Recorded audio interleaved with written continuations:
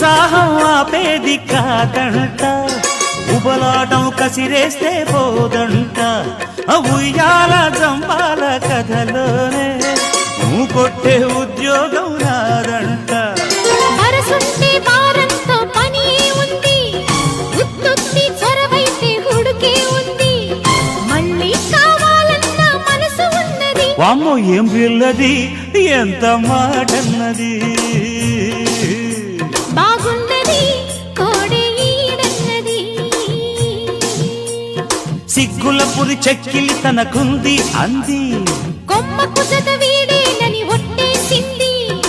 ఎక్కడ ఏం చెయ్యాలో నేర్పవన్నది. ఏం పిల్లది, ఎంత మాటన్నది.